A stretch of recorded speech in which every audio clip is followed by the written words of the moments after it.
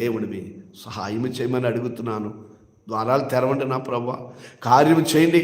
నీ సేవకుడు పరిశుద్ధ భూషణం అనబడి నేను పరిశుద్ధత కలిగి నిన్ను. మాటలు కాదు అయ్యా, నేనేదో చెప్పుకుంటూ వెళ్తాం కాదు, యథార్థం.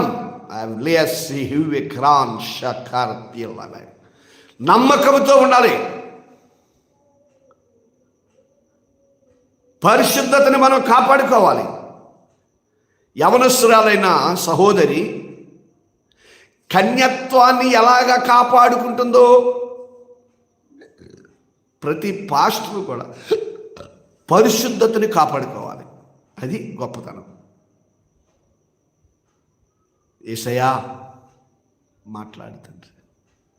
నువ్వు మాట్లాడితే మేలు కలుగుతుంది, నువ్వు మాట్లాడితే కార్యం జరుగుతుంది ప్రభువా. అపవాది అనేక రకాలుగా ఇబ్బందులు పెడుతుంది బిడ్డల్ని. దేవా నీ కృప దయచేయి ప్రభువా. దేవా నీ బిడ్డలకి సహాయం చేయి ప్రభువా. నీ బిడ్డలని బలపరచు ప్రభువా. నీ బిడ్డల పక్షాన కార్యం చేయండి ప్రభువా. యేసయ్యా నీ కృపని గ్రహించి లైవ్లో ఉన్న బిడ్డల అవసరతలు తీర్చండి. వారికి ఉన్న బలహీనతలు తీసివేయి నాయన, వారికి ఉన్న అనారోగ్యాలు తీసివేయి ప్రభువా. నీవు నాకు ఇచ్చిన అధికారము పరిశుద్ధ భూషణాలు బడి నేను ఈ బిడ్డల కొరకు